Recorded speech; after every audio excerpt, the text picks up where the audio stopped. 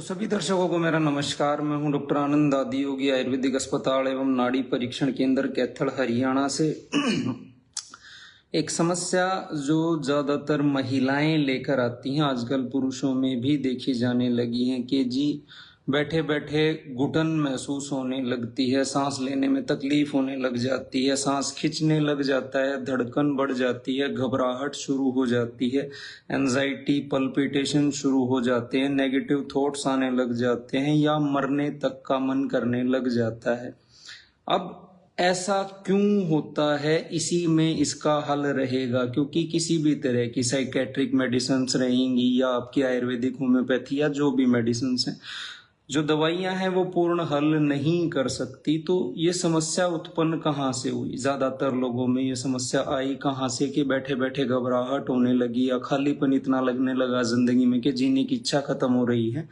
उसका कारण है अभाव पैदा होना। अब अभाव पैदा कैसे हो रहा है? परिपूर्ण हर इंसान अपने आप में है। मैं पिछली वीडियो में इस बारे में बात कर चुका हूं कि हर इंसान अपने आप में परिपूर्ण है, किंतु अभाव की स्थिति पैदा कहाँ से हो रही है? अब अभाव की स्थिति जो है वो बाहर से पैदा हो रही है। आप सोशल मीडिया इस्तेमाल करते हैं, आप टीवी एड्स आदि देखते हैं, आप मूवी सीरियल्स आदि देखते हैं, उसमें आपको एक लाइफस्टाइल का आकर्षण दिया जाता है या बार बार आपको ये जताया जाता है कि आपके पास इस चीज का अभाव है।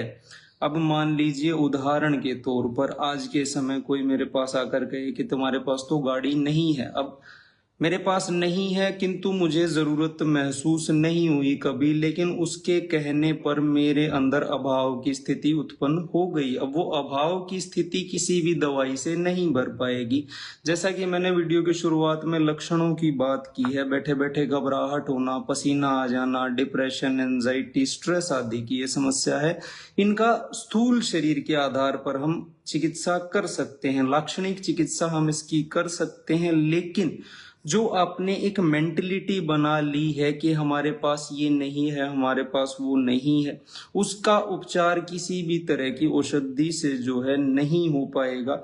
इसके लिए आपको अपनी जिंदगी में एक पॉजिटिव एटीट्यूड लाना होगा। अब रही बात समस्याओं की, मान लीजिए दिल की धड़कन बार बार बढ़ जाती है, पल्पिटेशंस आपको बार बार होती हैं या आपका बीपी बार बार बढ़ रहा है।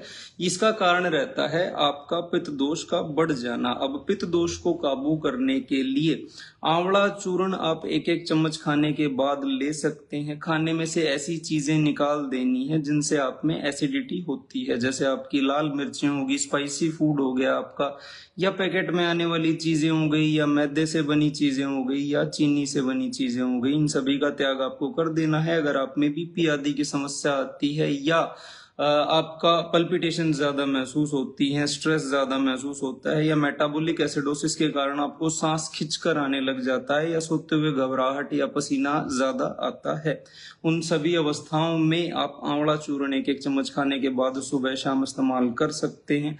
अब स्पेसिफिकली अगर बात की जाए बीपी की, हाइपरटेंशन की बात की जाए, या नींद ना आने की समस्या की बात की जाए, तो उसमें आप सर्पगंधा वटी का प्रयोग कर सकते हैं 2-2 गोलियां खाने के बाद सुबह शाम। जितनी भी दवाइयां वीडियो आदि में मैं आपको बताता हूं वो आपको नजदीकी आयुर्वेदिक स्टोर या पंसारी की दुकान से आसानी से उपलब्ध हो जाएंगी। इसके अलावा यदि आपके सेहत से जुड़े कोई सवाल हैं तो आप हमारे व्हाट्सएप पर संपर्क कर सकते हैं।